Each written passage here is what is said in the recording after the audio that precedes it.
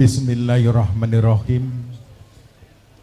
Assalamualaikum warahmatullahi wabarakatuh.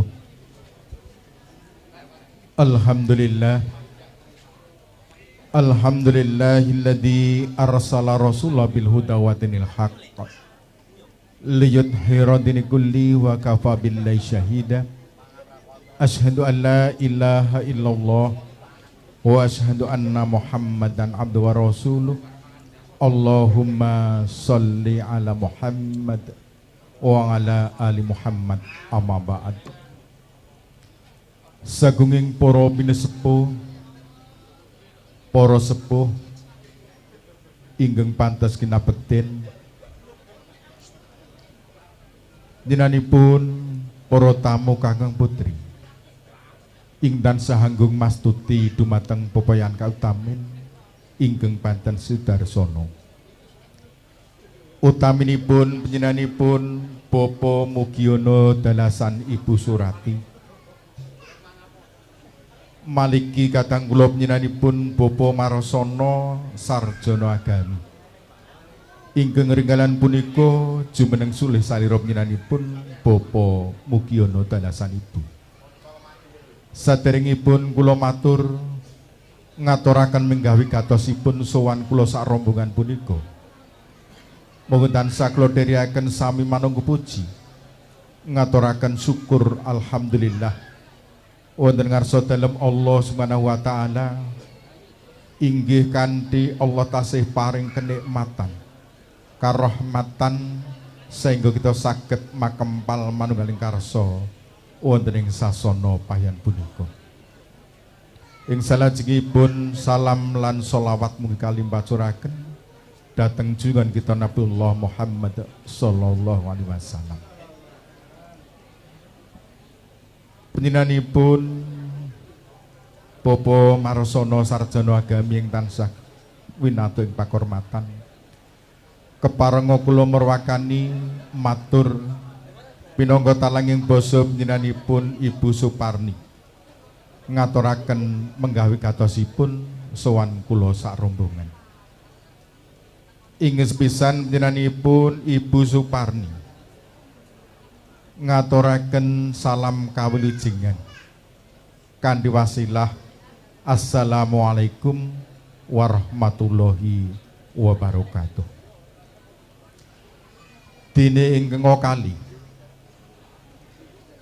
nyendikani dawuh saking panjenenganipun Bapak Mugiono Dalasan Ibu Surati ingkang rikala dinten Sabtu 21 Desember 2019 panjenenganipun hanglarapaken atmaja jalunipun ingkang asilipun Bagus Adi Prabowo kasuwun kaijabaken kalian Roro Ayu Ririh Rusyati ahli madya kebidanan. Kanthi ngucap syukur alhamdulillah putra temanten kalih sampun kelampan ijab kabul kanthi satataning agami Islam. Ing salajengipun putra temanten kekalih sampun kawisuda lan kawiwaha inggih sedaya kala wau miturut kegiatanipun Ibu Suparni.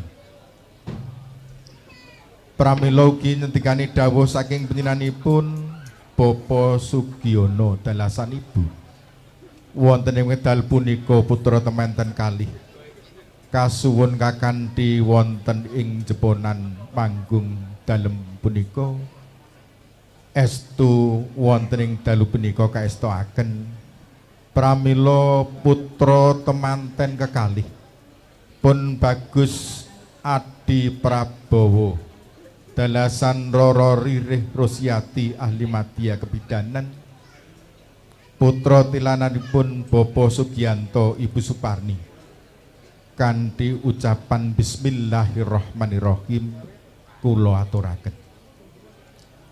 Ing salajengipun nyuwun tambahing doa mugi putra temanten kalih saged manggihaken keluarga ingkang sakinah mawaddah warahmah saged punapa ingkang kayuh sageta jumbuh lan sageta dumugi ingkang denudi.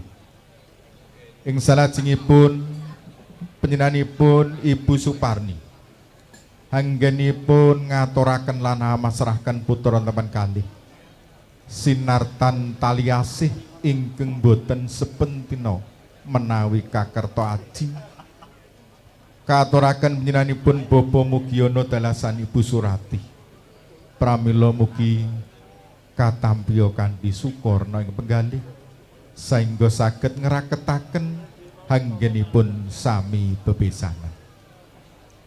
Panjenenganipun Bapa Warasana sarjana agami ingkang winantu ing pakurmatan.